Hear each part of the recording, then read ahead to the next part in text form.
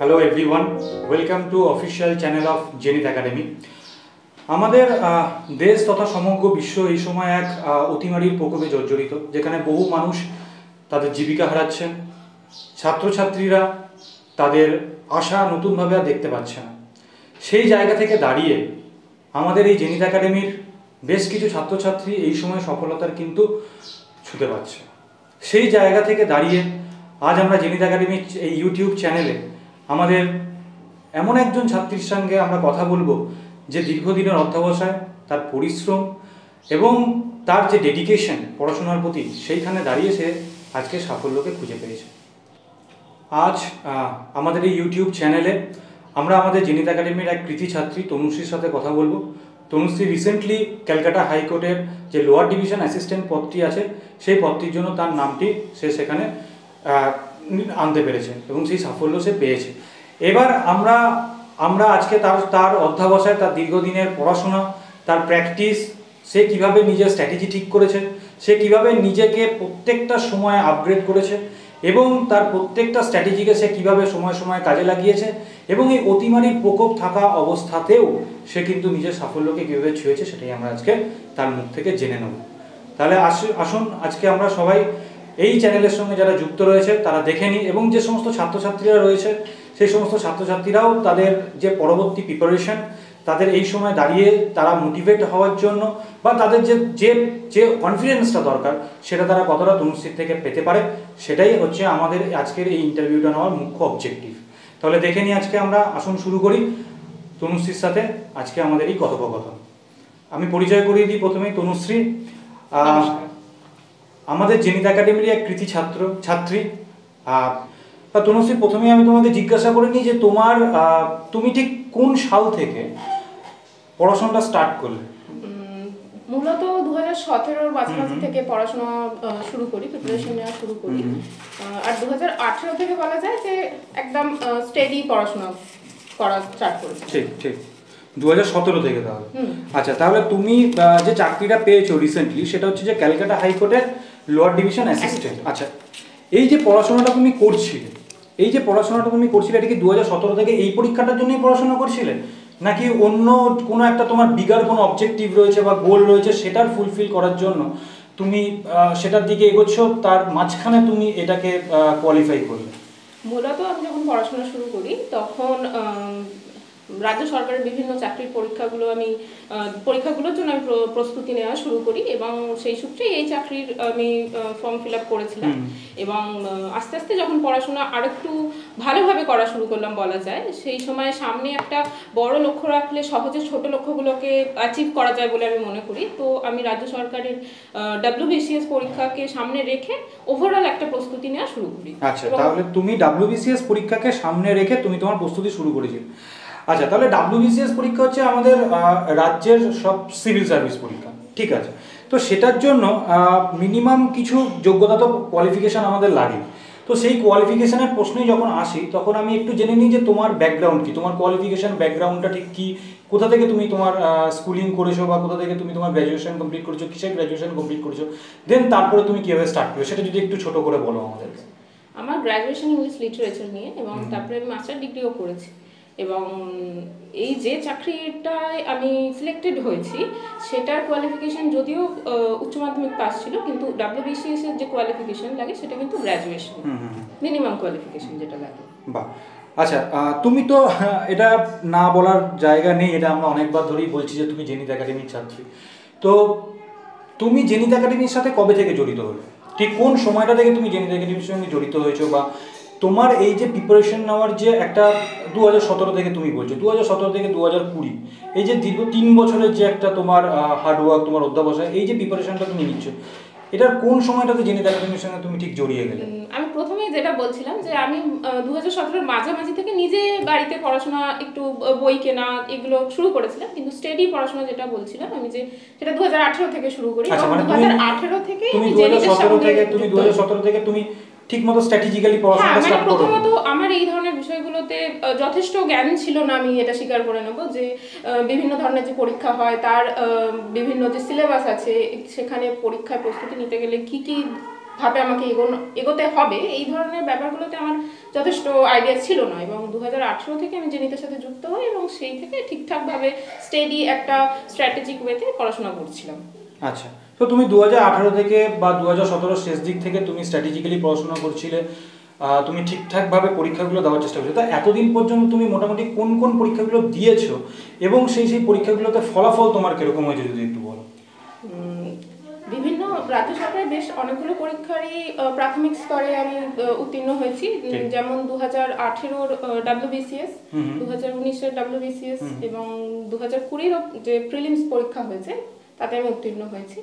এছাড়া মিসলেনিয়াস পরীক্ষার প্রাথমিক স্তর এবং দ্বিতীয় স্তর যেটা মেন্স, দুটোতেই আমি উত্তীর্ণ হয়েছি। এবং যেমন এই কোর্টের পরীক্ষা এটাও দিয়েছিল, ইত্যাদি এরকম বেশ কিছু পরীক্ষা আছে। আচ্ছা, যেহেতু তোমার যে একদম লেটেস্ট সাফল্য যেটা ক্যালকাটা হাইকোর্ট, এটার জন্য কি তুমি আলাদাভাবে কোনো স্ট্র্যাটেজি নিয়েছিলে, আলাদা কারোর কাছ থেকে কোনো গাইডেন্স পেয়েছিলে, নাকি তুমি যেরকমভাবে এতদিন ধরে প্রিপারেশনটা নিয়ে আসছিলে WBCS এর জন্য, তুমি বললেই মাত্র সেই WBCS এর জন্যই ওটাকেই মাথায় রেখে তুমি এটার দিকে এগোচ্ছি? না, আমি যেটা একদম শুরুতেই বলছিলাম যে সামনে একটা বড় লক্ষ্য রাখলে ছোট তার আগে স্টেপগুলো সহজে অ্যাচিভ করা যায়। যেহেতু WBCS এর সিলেবাসটা অনেকটা বেশি, সেটাতে অন্যান্য পরীক্ষাগুলো কভার হয়ে যায় এবং সেই সূত্রে এই যে পরীক্ষাটা, যেটা ক্যালকাটা হাইকোর্টের লোয়ার ডিভিশন অ্যাসিস্ট্যান্ট, এর যে পরীক্ষার যে সিলেবাস যেগুলো ছিল, যে বিষয়গুলো ছিল, সেগুলো কিন্তু আমি বরাবরই সেগুলো নিয়ে প্রস্তুতি নিয়ে আসছিলাম। তাই বিশেষ আলাদা করে কোনো প্রস্তুতি নিতে হয়নি, বিভিন্ন বিষয়গুলো যেরকমভাবে করে আসছিলাম সেরকমভাবেই করেছি। এবং অবশ্যই জেনিত থেকে তো আমি সাহায্য প্রথম থেকেই পাচ্ছি, তবেই আমাদের প্রস্তুতি পূরণ হয়েছে। ঠিক। তো দেখো, অনেক ছাত্রছাত্রী রয়েছে, আমাদের প্রচুর ছাত্রছাত্রী রয়েছে এবং আশপাশেরও প্রচুর ছাত্রছাত্রী, শুধু তো জেনিত একাডেমির ছাত্রছাত্রী না, টোটাল ছাত্রছাত্রীদের একটা জায়গা থাকে যে এই যে সময়টা যাচ্ছে, এই যে সময়টা আমাদের দেশের জন্য বা তথা সমগ্র বিশ্বের জন্য খুব একটা ভালো সময় না। এখানে আমরা সবাই দেখতে পাচ্ছি যে আনএমপ্লয়মেন্ট রেটটা বাড়ছে, তার সাথে সাথে কী হচ্ছে, অনেকে একটা বড় একটা লক্ষ্য নিয়ে এই প্রিপারেশনে নেমেছে। তো সেখানে দাঁড়িয়ে অনেকেই কিন্তু একটু ডিমোটিভেটেড হয়ে যাচ্ছে।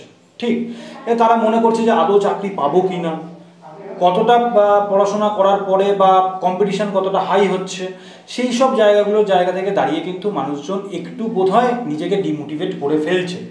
স্বভাবতই একটা মানসিক চাপ থাকে। হ্যাঁ, সেই জায়গাটা থেকে কীভাবে ওভারকাম করা যায়? তোমার কি মনে হয় যে এই যে তুমি WBCS এর জন্য এগোচ্ছিলে, তোমার কি মনে হয় যে WBCS এর জন্য যে এগোনোটা, তার মধ্যে কি অন্য সব ধরনের চাকরির জন্য পরীক্ষা দেওয়া উচিত? মানে এই জায়গাটা তুমি ঠিক কীভাবে নিজের কাছে নিজে ক্লিয়ার করেছো?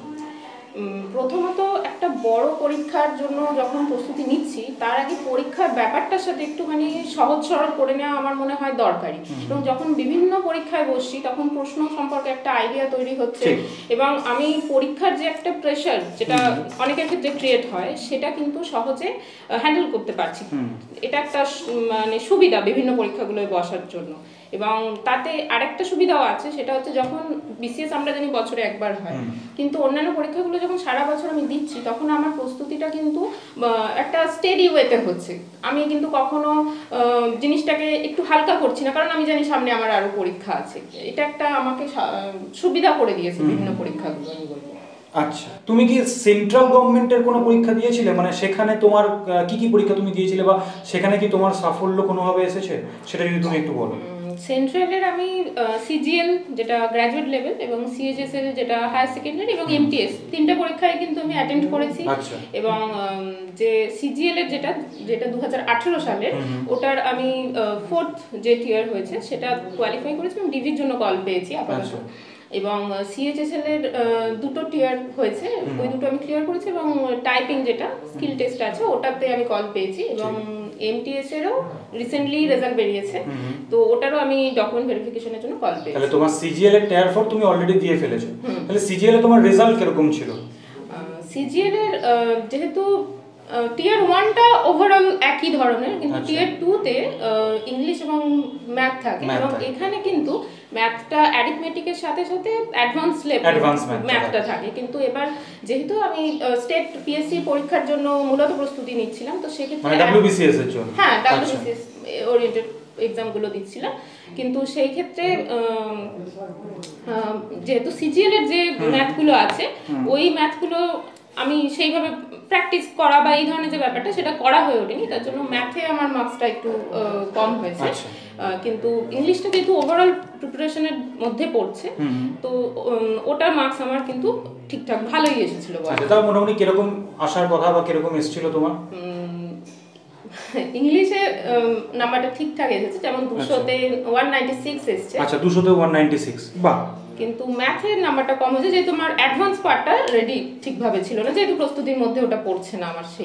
আচ্ছা, এই যে তোমার ইংলিশে একটা ভালো রেজাল্ট হয়েছে, আচ্ছা এটা তুমি তো বললে যে তোমার গ্র্যাজুয়েশন ইংলিশের কথা, লিটারেচার, রাইট? তো তোমার কি ইংলিশটা তখন থেকেই তুমি এরকমভাবে প্রিপারেশন নিয়েছিলে, নাকি কোনো গাইডেন্সে এসছো তুমি বা কারোর থেকে সেভাবে প্রিপারেশন নিয়েছো যেখানে তোমার ইংলিশটা আরও বেশি মানে তোমার ইমপ্রুভ হয়েছে, বা নাকি তুমি প্রথম থেকেই ইংলিশে একটু স্ট্রং পজিশনে দাঁড়িয়েছিলে?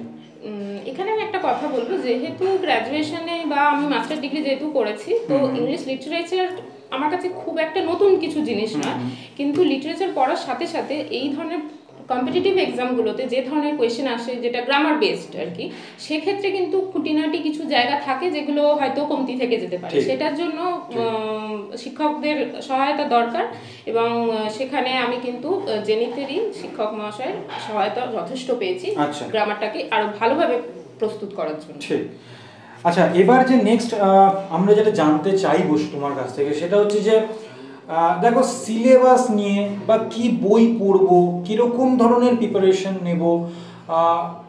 দু ধরনের স্টুডেন্ট বেসিক্যালি কিন্তু আমাদের দেখা যায়। এক ধরনের স্টুডেন্ট হচ্ছে যারা একদম ফ্রেশার্স, যারা কিছু জানে না, যারা বলতে পারো যে একদম প্রথম এসছেন, ঠিক আছে, এই জায়গাটাকে এক্সপ্লোর করার জন্য, এই গভর্নমেন্ট জবের যে জায়গাটা আছে সেই জায়গাটাকে এক্সপ্লোর করার জন্য। এবং আরেক ধরনের স্টুডেন্ট হচ্ছে যাদের মোটামুটি 50 to 60% প্রিপারেশন হয়ে গেছে, বা ধরো একটা কি দুটো পরীক্ষা তারা অ্যাটেম্প্ট করেছে, দিয়েছে তারা, সেখানে হয়তো তারা ঠিকমতো সাফল্য পাচ্ছে না, বা হয়তো কিছুটা সাফল্য পেয়ে হয়তো প্রিলিমিনারিতে পেলো বা মেন্সে গিয়ে কেটে গেল, বা ধরো মেন্সে পেলো, ইন্টারভিউ পর্যন্ত হয়তো তার নাম্বারটা অতটা গেল না। তো তুমি যদি আমাদেরকে একটু সংক্ষেপে বলো যে সিলেবাসটাকে কী করে স্টাডি করা যায়, কোন কোন ধরনের, ধরো আমি WBCS নিয়ে তোমাকে বলছি, কারণ WBCS এ তোমার ওটাই মেন টার্গেট ছিল তোমার, এবং আছেও। তো সেই WBCS এর জায়গা থেকে আমি যদি বলি, বা স্টেট PSC জায়গাগুলো থেকে যদি আমি বলি, তাহলে ঠিক সিলেবাসটাকে কিভাবে স্টাডি করা উচিত, একটু যদি প্রাথমিক ধারণাটা তুমি আমাদের স্টুডেন্টদেরকে দিতে পারো, তাহলে সেখান থেকে তারা অনেকটা উপকৃত হতে পারবে আমার মনে হয়। যে কোনো পরীক্ষারই যখন প্রস্তুতি নেওয়া শুরু করছি, তখন সেক্ষেত্রে প্রথম স্টেপটাই হচ্ছে সিলেবাস স্টাডি করা। মানে ধরুন জিকেতে আমরা জানি ইতিহাস আছে, ভূগোল আছে, এরকম বিভিন্ন বিষয় আছে, কিন্তু আবার ইতিহাসেরও বিভিন্ন টপিক বলা থাকে। তাই ওই টপিকগুলোকে বেশি করে ফোকাস করতে হবে পড়াটা রেডি করার সময়। এটা খুব দরকারি, সিলেবাস স্টাডি করাটা ভীষণ ভীষণ দরকার আর কি। মানে সিলেবাসটা তুমি বলতে চাইছো যে কোনো পরীক্ষা দেওয়ার আগে, ধরো আমি যে কোনো একটা পরীক্ষা নিলাম, ধরো PSC মিসলেনিয়াস, তাহলে সেই পরীক্ষাটা দেওয়ার আগে সিলেবাসটা স্টাডি করা খুব জরুরি। আচ্ছা, এবার ধরো আমি তোমাকে প্রথমেই যেটা বলেছিলাম যে দু ধরনের স্টুডেন্ট বেসিক্যালি থাকে। একটা হচ্ছে যারা একদম বেসিক স্টার্ট করেছে এবং যারা মোটামুটি একটা মডারেট জায়গাতে রয়েছে। আচ্ছা, তুমি যখন স্টার্ট করেছিলে একদম 2018 সালের একদম স্ট্র্যাটেজিক্যালি যেটা শুরু করেছিলে, সেক্ষেত্রে তুমি ঠিক কোন বইগুলো দিয়ে স্টার্ট করেছিলে সেটা যদি একটু সংক্ষেপে বলো। মোটামুটি এখন এই ইন্টারনেটের দুনিয়াতে বিভিন্ন গাইডেন্স থেকে সবাই মোটামুটি জানে যে কোন কোন বইগুলো আছে।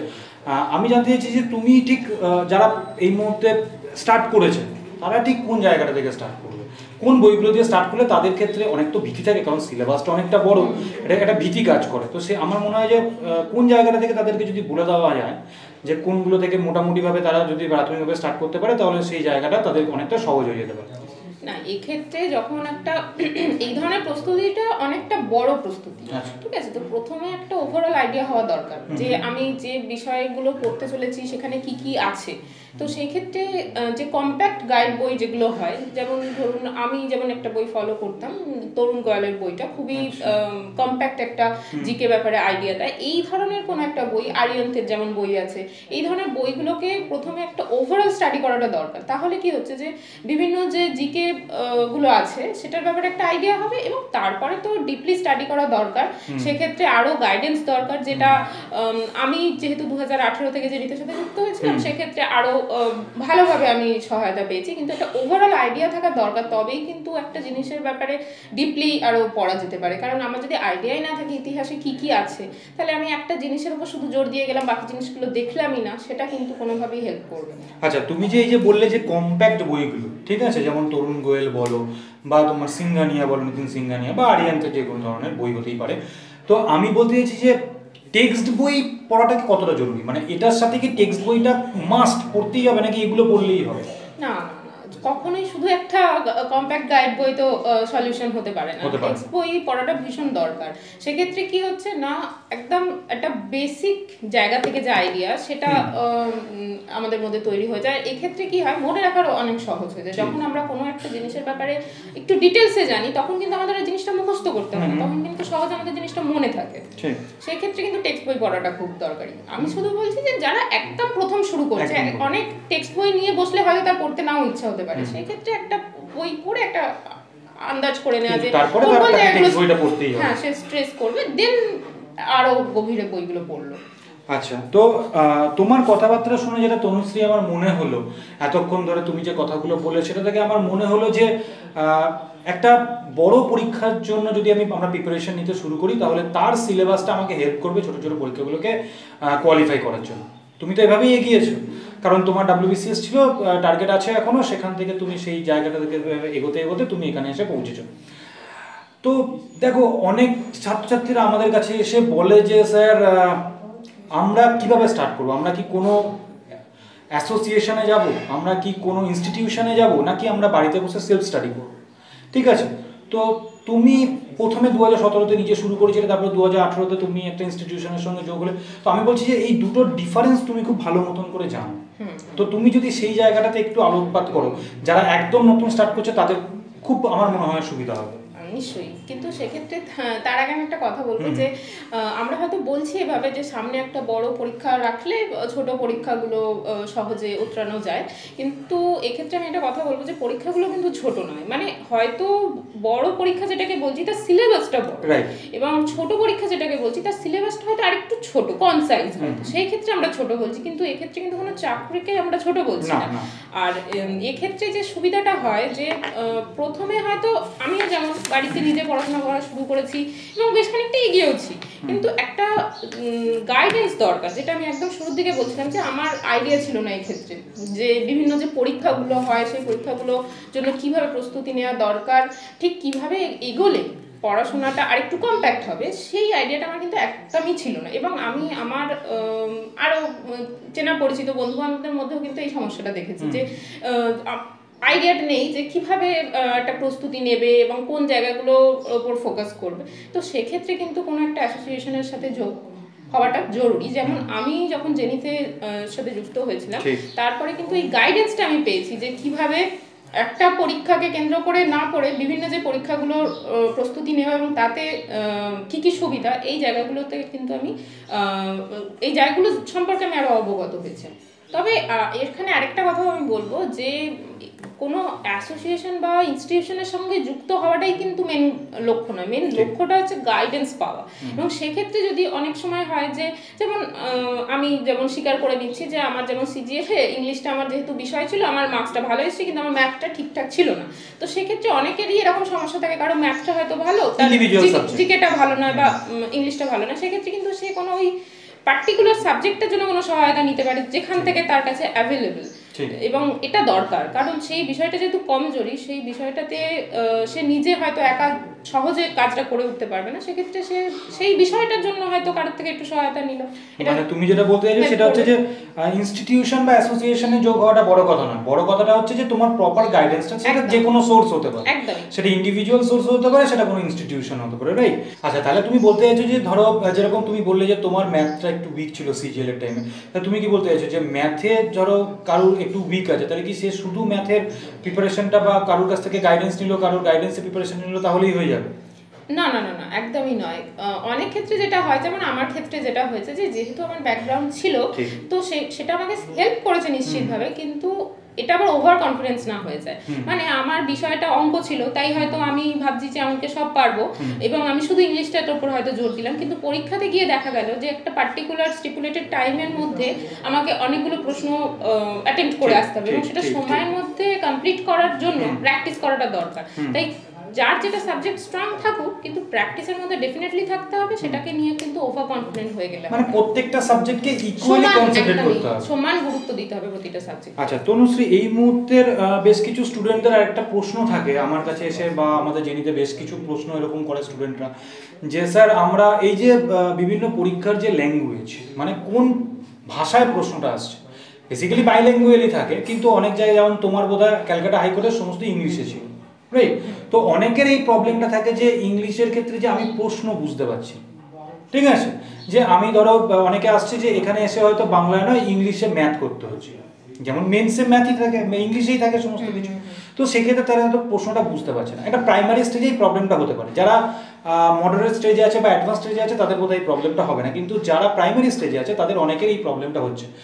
তোমার তাদের সম্পর্কে কি অ্যাডভাইস থাকবে? আচ্ছা, এই ক্ষেত্রে আমি একটা কথা বলবো, যেহেতু আমার স্কুলিং কিন্তু বেঙ্গলি মিডিয়াম ছিল, আমি যদিও গ্র্যাজুয়েশনে ইংলিশ লিটারেচার নিয়ে পড়েছি, কিন্তু আমার স্কুলিং বেঙ্গলি মিডিয়াম ছিল। তো প্রাথমিকভাবে যখন আমিও পড়াশোনা শুরু করেছিলাম, যে ইতিহাসের যে বিভিন্ন, যেমন আমরা যদি দেখি সিপাহী বিদ্রোহ, ইংলিশে কিন্তু সেটাকে আমরা সিপাহী বিদ্রোহ বলছি না, তাহলে এই ধরনের টার্মগুলো কিন্তু সত্যি একটা সমস্যা তৈরি করে। কিন্তু এই ক্ষেত্রে হেল্প যেটা করবে আমার মনে হয় যে বাংলাটা তো পড়ছি, মানে যারা বাংলায় প্রস্তুতি নিচ্ছে তারা বাংলাটা তো পড়ছেই, কিন্তু তার সাথে সাথে যদি কোনো একটা, এই যেটা কম্প্যাক্ট গাইড বইয়ের কথা বলছিল, এই ধরনের বইগুলোকে জাস্ট একটু রিডিং করে, তাহলে কিন্তু টার্মগুলোর সাথে ওরা কিন্তু পরিচিত হয়ে যাবে। এবং আমিও এইভাবেই কিন্তু প্রথমের দিকে প্রস্তুতি নিয়েছিলাম যে টার্মগুলোর সাথে পরিচিত হওয়া দরকারি, কারণ হয়তো প্রশ্নের উত্তরটা আমি জানি কিন্তু পরীক্ষায় আমি চিনতে পারছি না প্রশ্নটা কি, তো এটা করার দরকার, মানে প্র্যাকটিস করতেই হবে একদমই। কারণ আমরা দেখেছি যে WBCS এর যে মেন্স হয় সেখানে কিন্তু বাংলার কোনো প্রশ্ন থাকে না, বা এই কোর্টে যে LDA পরীক্ষাটা হয়েছিল এখানে কিন্তু প্রিলিমস এন্ড মেন্সে কোনো বাংলার কোয়েশ্চেন, মানে প্রশ্নগুলো বাংলায় ছিল না, পুরোপুরিভাবে ইংলিশে। এবং যখন মেন্সের যে ডেসক্রিপটিভ পেপার হয়েছে, যেটা জিকে বা ম্যাথ যেগুলো হয়েছে, এগুলো কিন্তু পুরোপুরিভাবে ইংলিশে করতে হয়েছে। তো এটার জন্য আমার মনে হয় মানসিকভাবে প্রস্তুত থাকা দরকার, কারণ যদি এটা ভেবে বসে থাকি যে শুধু বাংলাতেই করবো, তাহলে কিন্তু অনেকগুলো সুযোগ হাতছাড়া হয়ে যেতে পারে। এবং তার জন্য কোপ করার জন্য আমার মনে হয় শুরু থেকেই এইভাবে বিভিন্ন গাইড বইগুলোর সাথে একটু পরিচয় করা, বা অঙ্কগুলোকে একটুখানি সরবরাহ করে রাখা দরকার। আচ্ছা তনুশ্রী, আমরা একদম আমাদের কথোপকথনের শেষ পর্যায়ে এসে গেছি। তো এখানে এসে আমি যেটা জিজ্ঞাসা করবো, তোমার যে লেটেস্ট যে সাফল্য সেটা হচ্ছে ক্যালকাটা হাইকোর্টের লোয়ার ডিভিশন অ্যাসিস্ট্যান্টের যে পদে, সেই পদে যাওয়ার যে পার্সোনালিটি টেস্ট হয়েছে, সেই পার্সোনালিটি টেস্টের অভিজ্ঞতা কীরকম, মানে তুমি কিভাবে সেটা প্রিপারেশন নিয়েছো, তুমি কোন কারোর কাছ থেকে সেটার ব্যাপারে কোনো গাইডেন্স পেয়েছো নাকি, এবং তোমার সেই ইন্টারভিউ রুমে ঢোকা এবং সেখান থেকে বেরোনোর যে অভিজ্ঞতা, এবং সেখানে কী কী ধরনের প্রশ্ন তোমায় করা হয়েছে, ঠিক আছে, সেখানকার পরিবেশ বা কেমন ছিল, সেইগুলো সম্বন্ধে তুমি যদি একটু সংক্ষেপে আমাদেরকে বলো। প্রথমে আমি বলবো যে এটা আমার প্রথম ইন্টারভিউ ছিল, তো আমি ভীষণ নার্ভাস ছিলাম, এটা তো না স্বীকার করার মতন কোনো কথা না, আমি ভীষণভাবে নার্ভাস ছিলাম এবং আমি বুঝতে পারছিলাম না যে কিভাবে নিজেকে প্রেজেন্ট করব বা কি কি প্রস্তুতি নেব পার্টিকুলার ইন্টারভিউয়ের জন্য। তো এক্ষেত্রে আমাদের একাডেমির অনেকটাই আমি সাহায্য পেয়েছি, বলবো যে আমার টেনশনটা যে ভীষণ হচ্ছিল, সেক্ষেত্রে স্যারেরা পরামর্শ দিলেন যে কিভাবে নিজেকে কুল রাখবো, আমি স্টেডি রাখা যায় অবশ্যই।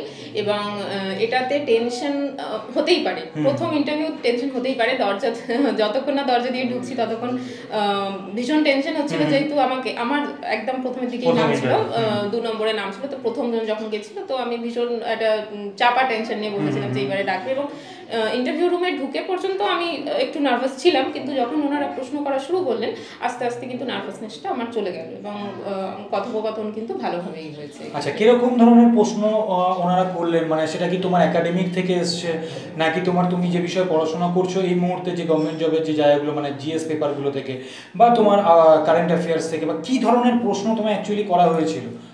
এক্ষেত্রে প্রথমে আমার কি কি পড়াশোনা আছে সেই ব্যাপারে প্রশ্ন করা হয়েছিল, এবং তারপরে কম্পিউটারের বেসিক নলেজের জায়গাটা থেকে প্রশ্ন করা হয়েছিল, এবং তার সাথে সাথে আমার যে ব্যাকগ্রাউন্ড যেটা মানে ইংলিশ লিটারেচার, এটার উপরে কিন্তু বেশ কিছু কোয়েশ্চেন করা হয়েছিল।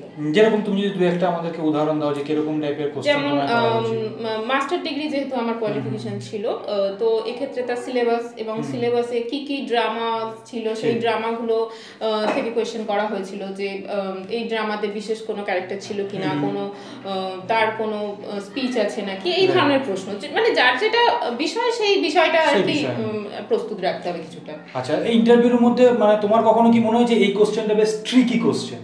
হ্যাঁ, মানে তোমার ক্ষেত্রে কি মনে হয় যে তুমি ওই জায়গাটা অ্যান্সারটা দিতে গিয়ে একটুখানি দাঁড়িয়ে গেলে, থেমে গেলে, মানে যেরকম ট্রিকি কোশ্চেন হয় সেরকম কি কোনো ট্রিকি কোশ্চেন ছিল তোমার এই পার্সোনাল টেস্টের মধ্যে? তোমার কি মনে হয়, বা তুমি সেটাকে কাউন্টারই বা কিভাবে করলে? না, এই ক্ষেত্রে বিশেষ কোনো ট্রিকি কোয়েশ্চেন যে ছিল আমার মনে হয় না। তবে একটা প্রশ্ন করা হয়েছিল আমাকে, যে উনি আমাকে বলছিলেন যে এরকম ধরে নাও যে আমি প্রায় 20 বছর এখানে ছিলাম না, আমি কম্পিউটারের ব্যাপারে কিছুই জানি না, কম্পিউটার কি জিনিস আমি তাই জানি না, তো তুমি একজন এরকম মানুষকে কিভাবে বোঝাবে যে কম্পিউটার জিনিসটা কি? তো এই ধরনের, এটা যদি আমি ট্রিকি বলি যে কিছুটা একটা সাধারণ ধারণা থাকা উচিত একজনকে বোঝানোর জন্য, এই রকম প্রশ্ন আর কি। ঠিক, তাহলে তুমি বলতে চাইছো যারা প্রথমবার ইন্টারভিউ দিতে যাবে তাদের জন্য যদি আমি বলি একটা টিপস, তোমার তরফ থেকে একটা টিপস, তুমি তাহলে কি টিপস দেবে? তুমি তাদেরকে কি বলবে এক কথায় যদি তুমি বলতে চাও?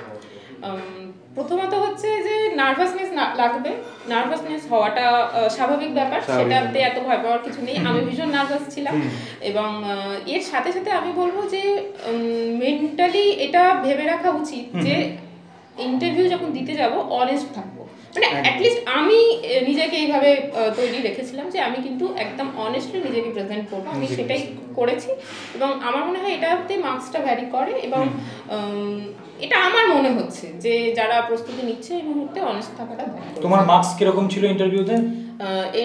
Out of 175। Out of 175। Tanushree, আমাদের শেষ প্রশ্ন একদম তোমার কাছে, যে প্রশ্নটা হচ্ছে যে 2017 থেকে 2020 দীর্ঘ 3 বছর ধরে তুমি পড়াশোনা করছো, বিভিন্ন পরিস্থিতির মধ্য দিয়ে তুমি গেছো এই 3 বছরে, বেশ কিছু পরীক্ষা তুমি দিয়েছো এর আগে, যার হয়তো প্রিলিমিনারি তুমি ক্রস করেছো, মেন ক্রস করেছো, ফাইনাল রেজাল্ট এখন আউট হয়নি বা হবে, বা তুমি বেশ কিছু জায়গায় প্রিলিমিনারি পরে আর এগোতে পারোনি, বেশ কিছু সাফল্য এসছে, বেশ কিছু জায়গায় তুমি নিজেকে প্রমাণ করতে পারোনি। তো এই যে ওপর নিচে, এই যে আমাদের যে প্রথম এই যে প্রচুর ছাত্রছাত্রী আছে যারা প্রথমে স্টার্ট করতে চলেছে, তাদের মধ্যেও এরকম একটা একটা কনফিউশন রয়েছে, একটা দোনোমনোর জায়গা রয়েছে যে হবে কি হবে না, এত বড় সিলেবাস আমরা কমপ্লিট করতে পারবো নাকি, এতদিন ধরে পড়াশোনা। আচ্ছা, তোমার কি মনে হয় যে শর্টকাট করে কি কোনো এই পরীক্ষাগুলোকে, মানে যে কোনো গভর্নমেন্ট পরীক্ষা কি শর্টকাটের মাধ্যমে পাওয়া যায়, নাকি তার জন্য একটা নির্দিষ্ট সময় আমাকে দিতে হবে, তার জন্য একটা নির্দিষ্ট পরিশ্রম আমায় করতে হবে, তার জন্য একটা বেসিক স্ট্র্যাটেজি এবং একটা বেসিক গাইডেন্স এবং সমস্ত কিছু নিয়ে একটা মানসিক চাপকে আমি কিভাবে হ্যান্ডেল করবো? তুমি কিভাবে হ্যান্ডেল করেছো? এই ক্ষেত্রে আমি বলি যে আমি প্রিপারেশন যবে থেকে শুরু করেছি, মানে ঠিকঠাকভাবে 2017 শেষ থেকে বা 2018 থেকে, তো সেই থেকে কিন্তু সময়টা খুব একটা কম নয়। আমি যতদিন চেষ্টা করার পরে এই আমার প্রথম সাফল্য পেয়েছি, তো এই সময়টা ধরে নিজেকে ডেডিকেটেড রাখাটা কিন্তু দরকার।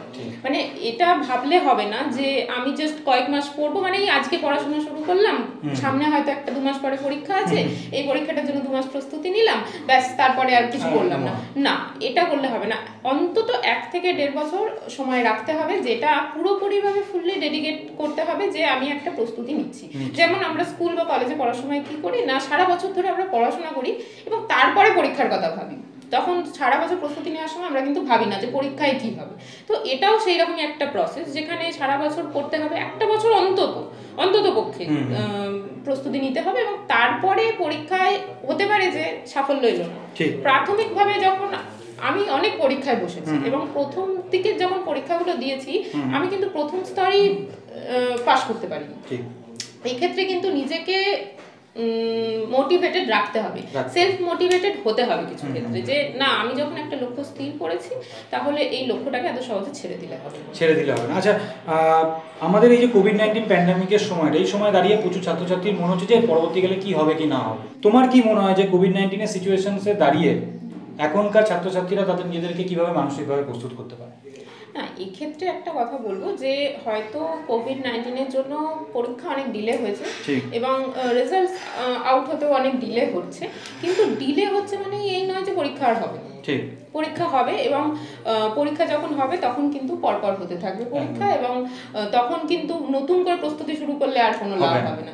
তার জন্য কি এই সময়টাই যে টাইমটায় পরীক্ষাগুলোর গ্যাপ যাচ্ছে সেই টাইমটা কিন্তু একদম স্টেডি ভাবে পড়াশোনা করতে হবে, উপরন্তু এই সময়টাকে আরো বেশি করে কাজে লাগাতে হবে। কারণ এই যে এরকম একটা সময় যেখানে বাড়িতেই সারাদিন রয়েছি, তাহলে বাড়িতে থাকার সময়টা তো অনেকের ক্ষেত্রে অনেক সময় কম, তাহলে এই সময়টাকে বরং কাজে লাগিয়ে নেওয়াটা আমার মনে হয়, মানে এটাকে তুমি বলতে চাইছো এই সময়টাকে পজিটিভ ভাবে, হয়তো সময়টা আমাদের কাছে একটা ঋণাত্মক কিছু নিয়ে এসেছে, কিন্তু সেটাকে আমাদের পজিটিভ করে নিতে হবে। তনুশ্রী, তোমাকে অনেক ধন্যবাদ আমাদেরকে সময় দেওয়ার জন্য। হ্যাঁ, এবং আমি চাইবো যে ভবিষ্যতে তোমার যে বড় যে গোলটা রয়েছে সেটার প্রতি তুমি আরও এগিয়ে যাও এবং খুব তাড়াতাড়ি তুমি তোমার সাফল্যর কাছাকাছি আরও পৌঁছে যাও। একটা সাফল্য তোমার অলরেডি চলে এসছে, আমি চাই আরও এরকম কিছু সাফল্য তোমার আসুক। জেনিথ একাডেমির তরফ থেকে তোমাকে অসংখ্য ধন্যবাদ তোমার এই সময় দেওয়ার জন্য। ধন্যবাদ স্যার।